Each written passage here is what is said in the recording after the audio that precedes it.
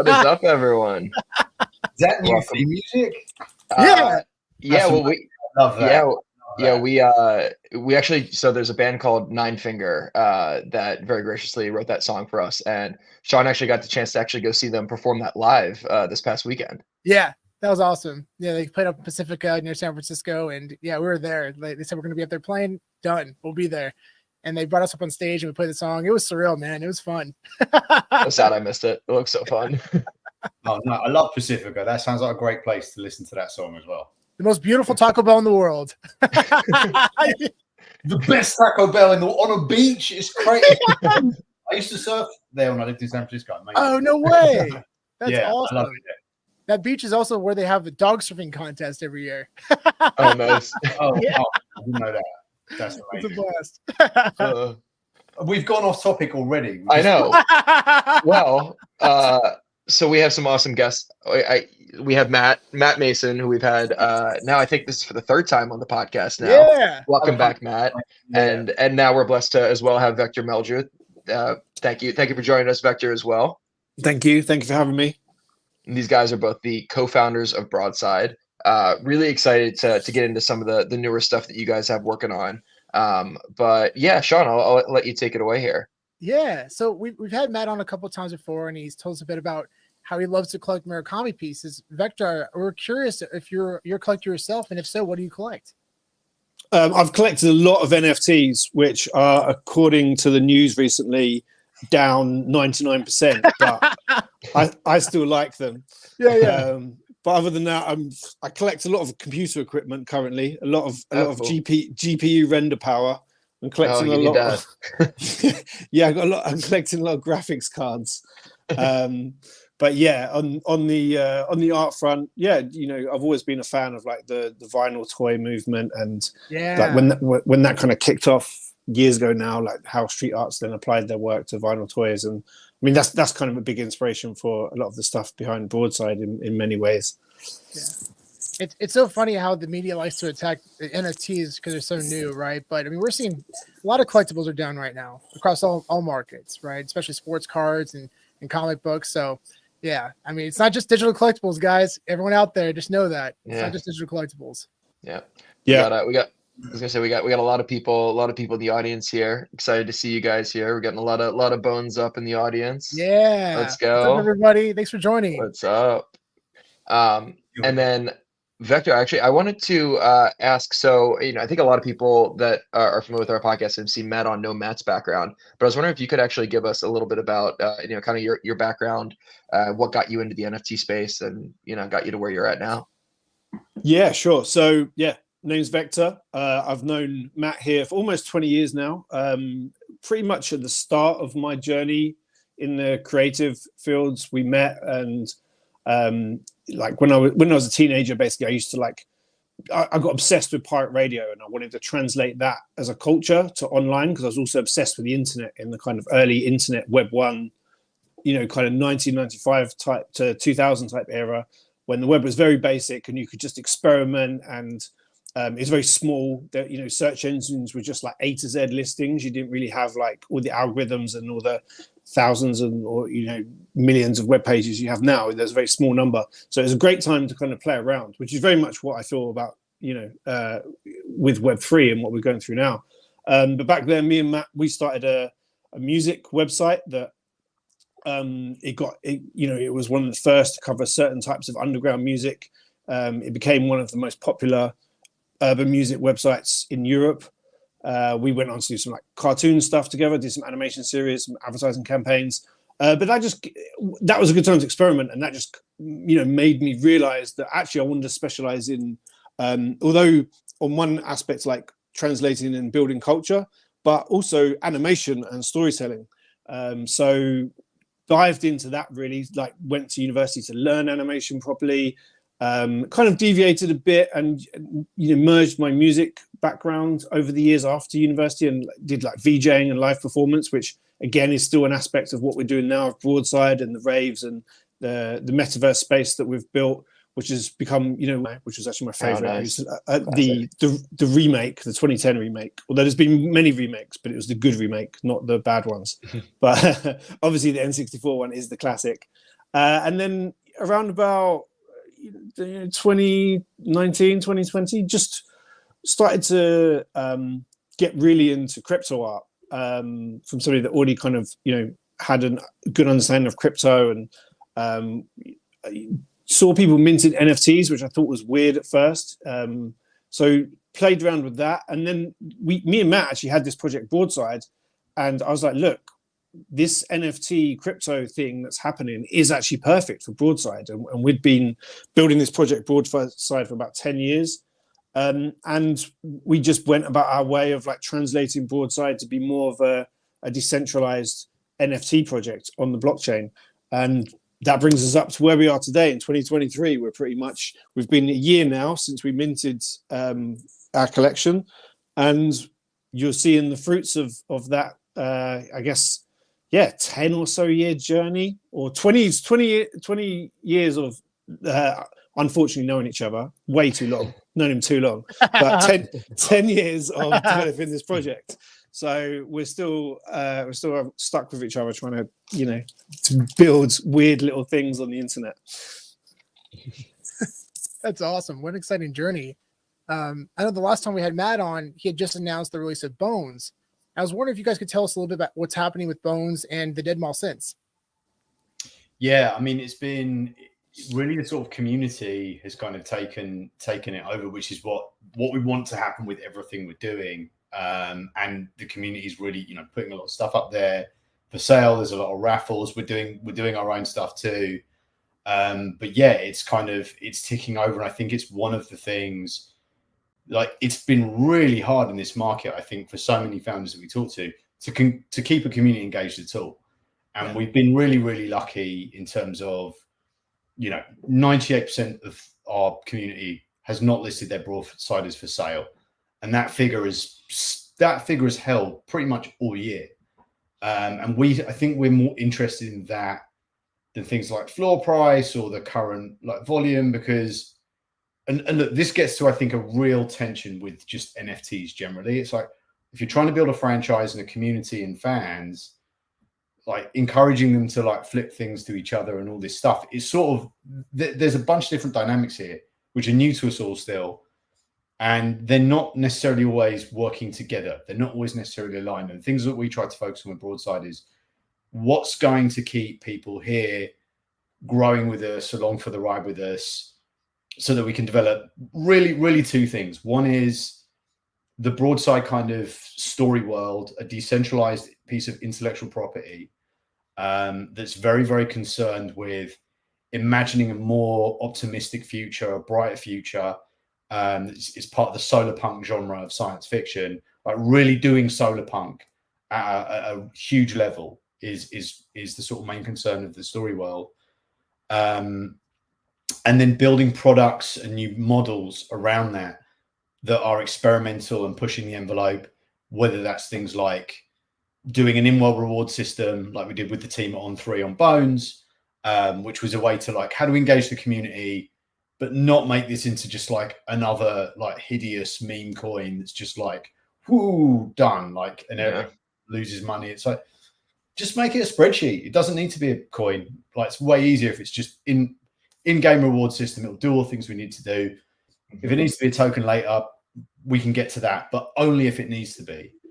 And so we sort of Bones, we established it, and it's been sort of going as a sort of community engagement system. And the thing we're sort of very focused on with it now is, how do we sort of hook Bones into all the things that we're doing next, which is going to be tough. Like, we're building this new thing for the next phase of Broadside, where literally your Broadsiders are going to work across hundreds of thousands of different games and metaverse spaces.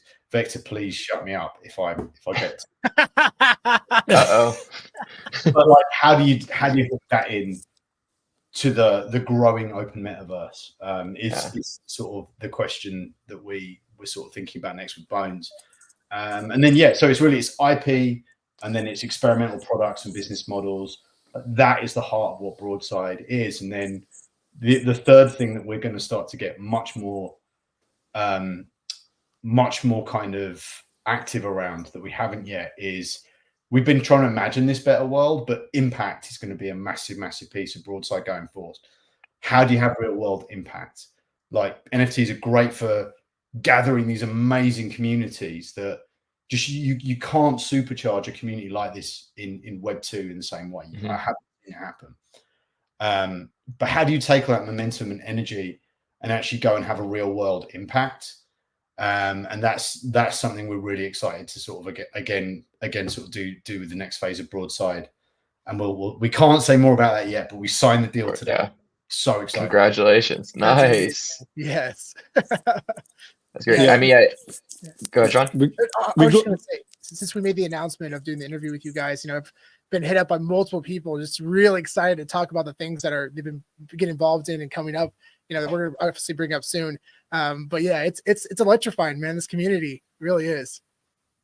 I'm glad you used that word. That is a word that we've added to the book, the collector's edition of Broadside. We wrote a new intro, and we were trying to think how to describe it. The word we used was electrify, which is just how we do, right? Like this community is electrifying us, is making Vector and I want to work harder, want to build more in it, and it's really crystallized. Like we worked on Broadside for 10 years, but I think we learned more about it this year than we did in that previous decade. Like what is Broadside is getting clearer to us because it's not ours anymore, right? It belongs to everybody. The IP belongs to so many different people, thousands of people now.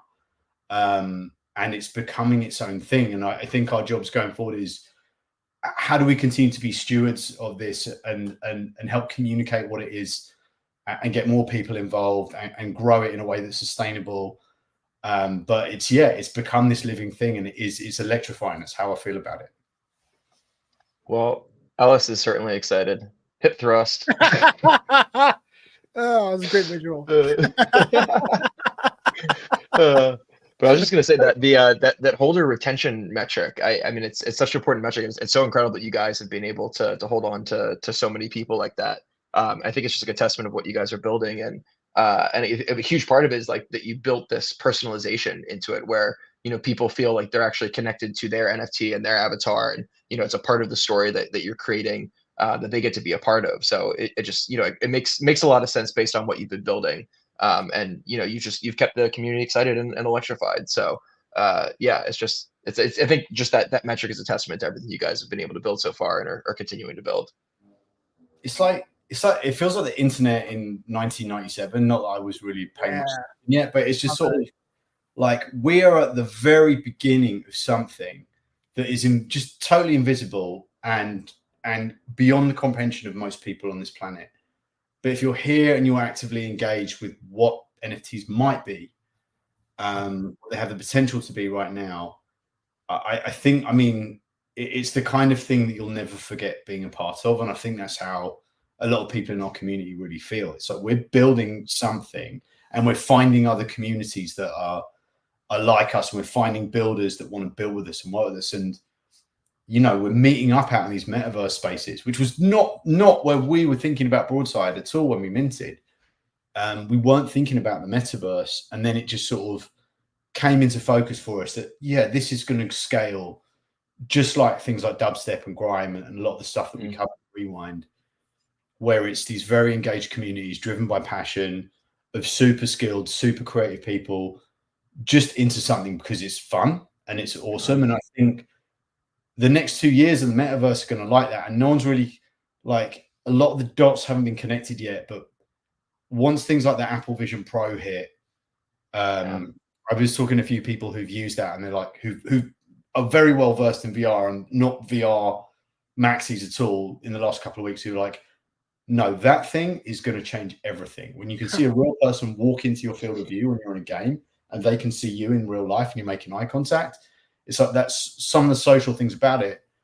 Wow. Going to change everything. So like the things that we were getting into this year is, well, more and more value is going to go to this kind of avatar identity level. And this idea of an NFT as a social object you can take around with you between worlds and games, and everywhere you go, it can connect, and it can be network aware, and it can know about the rest of your community too. It's like this idea is going to get a lot bigger, and it's got nothing to do with the price of beans on this marketplace or what, you know, none of the stuff we're here for now. Like 99% of the NFT market and space right now is not focused on where we're going. And it's like there's a lot of noise, but if you think about next, that's when that mind-blowing thing, those magical use cases for NFTs, I think that's what we've been most focused on, and what we're sort of, you know, beyond the book and everything we're doing with that, the next thing we're thinking about is we got to start showing people why this is magic as soon as we possibly can. And that's the thing we're really focused on for what's next. Love it. So I guess getting a little bit into the story and the book. So over the last year, Broadside has been minting out their individual issues, and then finally got to merge and bind all of them pretty recently. You know, what kind of response have you gotten from Broadsiders about that whole minting process and the merge and the bind, and really just about the story itself, and you know, kind of getting to experience all that? Yeah, it was really positive. Like, I mean, at this point, I've been part of a number of NFT projects where mints haven't always gone smoothly, including mints haven't gone smoothly. But for the most part, over the last 10 months, we had about 30,000 episode NFTs minted, which is pretty mad, right? Like, we didn't make money off those, but the community had to pay to mint those. People bought 30,000 episodes of Broadside effectively. I wish we'd earned the money, but Yeah. gas fees. But you know, as long as we're keeping Ethereum ticking, I guess that's good. And then when it got to merge and binds, it actually went. I don't think it could have gone better in terms of how smoothly it went. Like, everybody seemed to have a really good experience. You know, we worked really hard on that experience, and we've got a really thoughtful dev team that working with us on that. And we were able to sort of put something together. Also, we got a really thoughtful legal team. I think that was the part that was sort of interesting as well. Was we work with some of the top legal teams in the space, and we spent, as we've done on everything with Broadside, we probably spend about as much money on legal rights as we do on smart contracts and we do on blockchain development, because we think those are really important to be like ironclad for the community, for the parent brand, for everything. Like, that has to just work because people are doing so much stuff with our stuff, with their stuff. Sorry, but yeah, getting that really right. So we asked everybody in the community to contribute a line, like write a sentence, merge and bind your episodes into a book, and we're going to include your character, your Broadsider, in that book with your real name or whatever alias you want to give us, the name of your Broadsider, and your like motto, like sort of like a yearbook. But that structure meant that we're asking people to do work, and if they are the 75% of the Broadside collection that they own the rights to, we're licensing their rights from them to put it in the book. And that meant, okay, well, if we're licensing stuff for people, we have to pay them. So we can pay people, and we can include them in this way where you're being paid as a co-collaborator in a franchise to kind of grow the book. And all along the way, we were like very mindful of, this can't be like a scammy. This can't be a security. It's got to actually, like, let's do this like an old school licensing deal. Like with my first book, The Pirate's Dilemma, I've got tons of pictures in there and excerpts of other books and things I licensed from people for the book. And so we knew how this process works. Like, how do you, if you're just making an old school dead tree book, how do you do this? Let's follow that exact same process as far as us and the publisher. Like, how, if we were to do it with a larger publisher, it would be exactly the same process.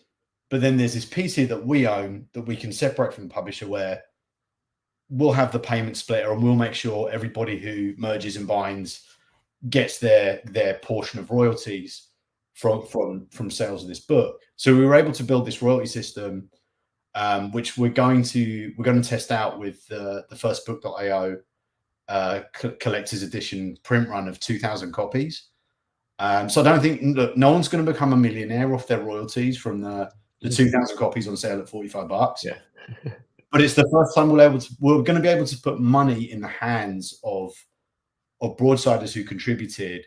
Mhm. And even after we've taken out, book.io takes 30%, so we get 70%. 30% is going to go to the community, 40% is going to go to us. We've got to take out the costs of everything we did to get to this point out of that. Produce it, yeah. And then we've got to split a check almost 3,000 ways. So it's not going to be like life-changing amounts of money. It might not even cover all of the money you've spent on Broadside so far, because some people have spent a lot of money on Broadside and seem to buy a new one every day. I won't mention any names, but I'm very grateful for it. I'm like, bloody hell, that's a lot of Broadsiders. You decentralized. Yeah. Don't flood the market. Right. But like, it's going to be the first time that we do this, and we might not be able to do it on every single thing that we do. And we're very much thinking about it as for the future development of the book and the story and the IP, we'll continue to use this system. And we'll use it as much as we can across sort of many deals as we can. And we've really designed it so that, we've worked with giant studios and publishers and labels on Web3 projects. We know how scared their legal teams are. So we tried to build a system that was just as, they could get as comfortable with as possible, that was very familiar to what they're familiar with. So this will be a kind of a first test of the royalties system. And then, we'll see what goes from here. Incredible. And regardless of the dollar amount, I mean, it's just a wonderful gesture by you guys. And really, it shows how much you care about this community and how much you want to reward Broadsiders. Like, that's so awesome. This is such a cool idea. I'm not the first person to say this, but I think one of the interesting things about Web3, and this is going to be way down the road that this actually makes any sense, it's not going to be this first drop with Broadside, but I think at some point you could see franchises, and I hope Broadside is one of them, where you can be a professional fan, or you can be a professional co-collaborator. You've got IP and you're building your own business and you're building your own stuff. And people are already doing this with their Broadsiders, right? We've got Drew built a company called B-Side Kicks. He's selling B-Side sneakers because we create a bunch of CC0 logos and assets that people can use in this B-Side brand. You've got people with coffee companies, and a lot of people selling merch and t-shirts and music and all this Broadside stuff. And none of this is big enough yet to kind of, no one's supporting themselves with this stuff. But that is the day that someone else other than us is supporting themselves because of what they're doing with Broadside, intellectual property, whatever it is. And like, there's being a collaborator and there's just sort of being a fan. Like, how do you, those are two things that I think are interesting about Web3 and about, look, we've got to come up with some different models, like the writer strike, the ongoing tumult that we see in the content industries. Web3 changes how you might do a lot of this stuff. And because the price of Bored Apes or whatever is going down, everyone's writing this off. And it's like, whatever. It's the same as the .com crash. It's like, oh, websites are fucked. That's the end of them. It's like, no, it's not. It's just like, it's just the market kind of correcting. But the potential for all this stuff is still there. So our goal is like, build some of these things now, learn fast, see what works, and then keep building better and improving. And we'll be here when things pick up. Yeah. I mean, it's interesting. I mean, the playbook that so many of these PFP projects have followed is extracting more and more value from their communities. Just launch a subsequent NFT project, just keep diluting. It's unfortunate that's kind of just the way things have gone. So it's cool when I get to see companies who are innovating and taking a different take on the way they can expand a collection and provide value to their holders. So just very excited about everything you guys are building. And I wanted to ask, I guess, like a couple more more detailed questions about the upcoming drop, the collector's edition drop. So there's 2,000 editions. These are ebooks. These will be NFTs, correct? Yep, they'll be NFTs. NFTs. These will be NFTs. Cool. And so you buy them through book.io, and then these will be on Polygon, right? Yep, they'll be on Polygon, 45 Matic. We announced this morning that the first appearance of the avatars that we're building for phase 2 of Broadside, which will be a new collection, we can get to that in a second, will be on the covers of these books. Like we know that first appearances matter to a lot of people in our community. And we were thinking, well, how do we make the collector's edition more special? And also, when do we start teasing the next phase of Broadside? And let's tease it on the cover. So Yeah. I think to the untrained eye, you're going to see the cover. There'll be 3 covers. A common, which is the art that we've shown already, and then a rare and a legendary that is showing Cool. the side these new metaverse action figures that we're building. And you'll see them go, okay, I'm looking at some cool cover art of Broadsiders, but it's like, this isn't art. These weren't drawn. These are metaverse ready. These are objects that you're going to be able to play around with and do things like this very, very soon. So it's just the very first thing. It doesn't really hint at any of the crazy functionality and any of the things that these things can do. But we just wanted to let's show them on the cover, and give fans a chance to see them. So the covers are really cool. There's a new intro. So the first edition, if you got one, your broadside is on the cover, and whatever your broadsider's name is, that is the name of the hero throughout. Like, for those who don't know the Broadside story, it's about this hacker hacks a game called Broadside. The company comes after them, who owns Broadside, and the hero is forced into hiding with this shadowy resistance that wants to overthrow the evil, centralized, tyrannical company that owns Broadside. And the hero has to sort of think about centralization versus decentralization, and piracy and copying and abundance and scarcity, and all these themes in Broadside, and not necessarily take sides always, or the side you expect them to take. And we wanted the hero to be anonymous and decentralized. So any one of the 7,290 characters could be the hero. And that's how Broadside worked up until now. The collector's edition is the first time we've actually given the hero one name. So we've centralized the character. Okay. There's an introduction which explains all this, and it explains the name, and it also explains why this character is still kind of anonymous, and we've used this name to represent them, but you're never really going to know who they are unless you own a Broadsider, and then you know really what their name is. So it's got this new introduction, one kind of hero throughout, and then at the back of the book, this kind of yearbook section, which is about the same size in terms of number of pages as Broadside. So Broadside was like a 400-page book, and now it's going to be it's like a 700-page book now. So how many different contributors added a little note for the end of the book? 2,963. Wow. Yeah, which is great. Of a possible 7,290, like a 50% retention rate on anything is crazy. Like on a mobile game, it's crazy. On something as just convoluted and complicated and mind-numbingly difficult, as a 10-month-long NFT book project in a bear market, it's just like we were blown away. Like, we thought maybe 1,000 people would do this. So to see nearly 3,000 people do it was nuts. So yes, you get through, and like I was proofreading at the weekend. I can't tell you what a horrible time it was, using like mail merge and all these things to try and get this EPUB file together. I wanted to give a shout to the Book.io team for helping with that, because they saved the day. But reading this yearbook section at the back, like maybe it was just me, but after you read Broadside and you get to this section, you're like, oh shit, this is an actual living, breathing community. Look at all these people. Look at all these weird inside jokes. They're shouting each other out. Like, they paid money to merge and burn, and they can put a message out, and they just want to big up their friend who you saw on the page before. It's like, it's really mad. Like, you really get a sense of who this community is, and you can see them. So I love this acknowledgement section, and I love that every time we use it, we can pay a royalty to everyone there. And it's like, all right, well, like, how do we put that on a t-shirt? What can we put it on a speedboat? What can we do with it? Where 300 pages in future? So we're just going to keep thinking about that.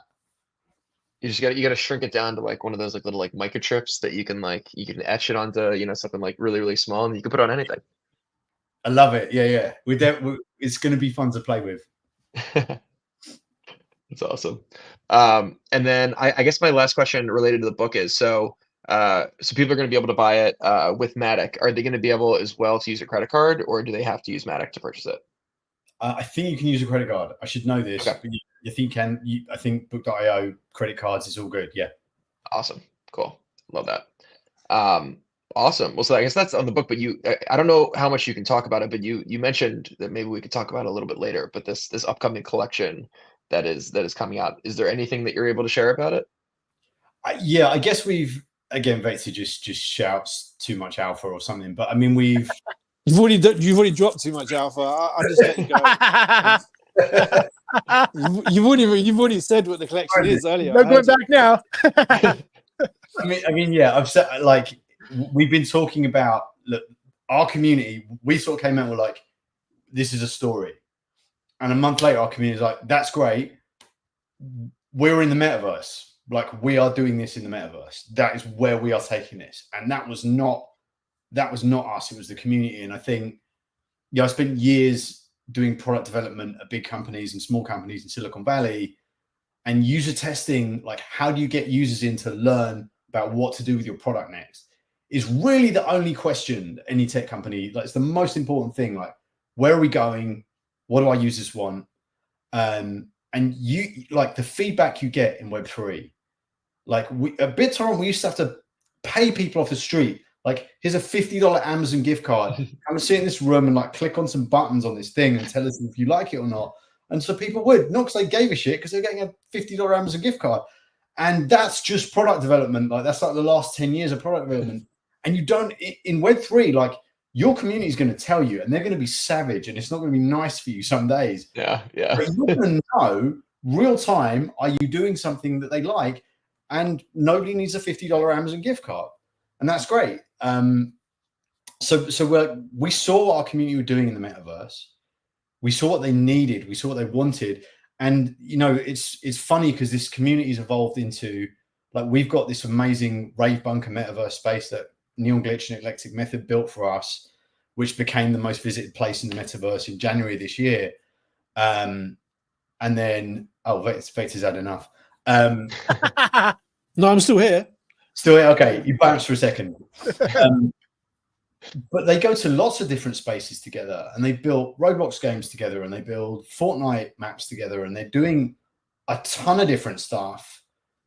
And so we sort of looked at it as like, okay, well, we're going to deliver on everything we said we were going to do with the book, and then we're going to do more, and then we're going to give everyone royalties. We didn't say that when we started. Like, let's over deliver on what we're doing, but then we've got to go into the metaverse, and we've really got to do something here.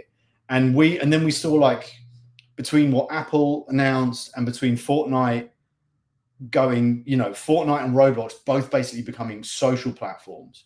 Mm-hmm. And like Fortnite trying to become Roblox before Roblox becomes Fortnite. They're really fighting over user-generated content. And everything happening at this sort of macro level just said to us, well, more and more value is going to accrue at this avatar level and this community level. Because people like Fortnite and Roblox and other platforms too are going to be creating experiences where they want communities to show up. And we've seen this year. We've been invited to so many different things. And we've shown up as a community. Like, we've DJ'd fashion shows in the metaverse. We've helped launch metaverse spaces for other projects and friends of ours. And people they're like, will you guys come? Because we know if you guys come, you're going to bring a really lively community, and it's going to be really fun. And it's fun. I think, again, getting back to like the 1997 internet of it all, it's like right now we are seeing why the metaverse is fun. We're understanding, okay, well, what's missing here? Like, most people's experience of the metaverse is they heard about it. Maybe they got a link to a thing and they clicked on the link and they were transported to a vast, beautiful, open, very well-designed space. And there's nobody there, and you've got no idea what you're supposed to do. And there is zero reason to ever come back. And it's like utterly forgettable, no matter how beautiful it is, most places in the metaverse. And sort of realizing, like, the missing thing here is context and community and these sort of these guardrails of, like, how do you make it not too open? Well, if there's a story, people understand it. If their friends are there with them, it's going to be fun. If you inject purpose into that, like, we're all doing something together for a reason, like it's a game, if you gamify it, essentially, suddenly it's not this like empty space, but suddenly it's this interconnected network of hundreds of thousands of worlds where you can go with your friends. And then the other thing that's really important to what we're doing next is a new token standard called ERC 6551, which nice. is being worked on by the first NFT project I ever worked on, or we've got the chance to collaborate with, rather, was CryptoKitties back in 2019 when I was CMO at Kraken. Yeah. The team that built CryptoKitties built the ERC 721 standard, which is the standard for NFTs. And that team, led by a guy called Benny Jang that we're working with, is now building something called the ERC 6551. The 6551 lets you have a parent NFT that can own other NFTs. So if you have an avatar, for example, that avatar could own certain pieces of clothing or certain objects or weapons. And what we realized was exciting about this is, well, if we create a broadsider and it owns a weapon, that can fire glow stick grenades in our rave space, but it can be an actual EMP gun if you're playing capture the flag over in this Web3 game. And it's the same item. So like people always talk about, oh, NFTs are really useful because you can have CSGO skins or Fortnite skins, but you actually own them. I think that's probably the most interest. Like that's super, super useful. But beyond that sort of, pretty rudimentary piece of utility, objects that are different, that are context aware and are different in different spaces, that's fucking crazy to me. That's like transmedia storytelling. That's going to like break apart how we do gaming, how we do storytelling. And we get to do it first. Like we're one of the first projects doing anything like this. So we're thinking about why are avatars different in different places? Why are the objects they have different in different places? And what does that mean? And then how do you just give all of there's hundreds of thousands of amazing games and worlds out there. If you're in a community and you know when people are going to be where and what they're going to be doing, I'm telling you, this shit is more fun than gaming. This is the next thing. And it's 1997. It's early. It's going to break. We don't know what the fuck we're doing. But I can promise you it's going to be fucking fun. And you're going to be really glad that you were there. I gotta like sit and process with that one a little bit. That is cool, man. Yeah. So nice. Okay. So I mean, you guys are working on a token standard, which is just like that's like a whole thing in and of itself. Nice. Okay. It's ERC 7655. Like we're building on it. But I have to say, like, if I go on Twitter and I read NFT Twitter, everyone's like, "Oh my god, everything's terrible. Like this is bad. Everything's on fire." And then I go into like the Telegram group with all of the actual developers who are building on 6551, and it's the most excited, happy group of people in all of Web3 because they are looking at the future and they're seeing what's coming because they're building it and they're like, "This shit is fucking fire. This is so amazing. It's going to change gaming. It's going to change so many things." And everybody in there is just excited to build. So whenever I need to pick me up, I go and see and there's thousands of teams. There's people from Google. There's people from tiny companies. Loads of people are building on 6551. I think next year it's really going to hit in terms of what it does. And then, all this stuff sort of scaling together. It just sort of, to us, it was like, let's put broadside avatars right in the middle of all of this and really expand what the avatar, like the collection looks like. In a bunch of different ways, in a way that is not taking value away from the old collection or not taking the specialness away from the old collection. But let's do something really new. There's essentially a new type of product that can grow and be used in a lot of different ways. Yeah, I remember in like 2018 when like ERC 1155 was first coming out and like when Engine was first developing it, I was kind of like in those same spaces and like seeing the excitement out of people figuring all that out and having like Engine coin locked up inside of it and kind of the new developments of that. It's so I can only imagine what the excitement that you're dealing with right now, kind of being involved in all that. Are you? I don't know what I can ask or what you can share, but like, so this new collection, is it a new avatar collection that then has these new capabilities, or is it like an augment to the existing collection? Yes. Okay. Good answer. Before we end, I just want to say big shout out to Above Crypto, Jason. Oh, thank you, Jason. Great friend You're of the podcast. man. Thumbs up, Jason. One of the friends I mentioned earlier that called before we found out we were interviewing you guys. So yeah, huge fan of Broadside. Yeah, big time Broadside. Awesome. Well, thank you for so much alpha today. Was not expecting that. That's Me exciting. neither. I'm sorry. I mean, it was Me neither. I think you and Vector are gonna have a phone call when we get off here, aren't you? I am in trouble. Yeah. Well, thanks so much for coming out today, guys. This was so much fun. And thank you, everybody, for joining. We're going to make sure to include their socials in the details below. And yeah, I can't wait to have you all again soon. Thanks so much, guys. It was great to see you. Yeah, thank you. See you too. Thank you, Vector. Hopefully we see you later this week in New York. Yeah. Yeah. Friday. I'll be there Friday. Perfect. Awesome. Cool. Thanks again, everybody, for joining. I'll see you on the next one. See ya. Thanks, guys.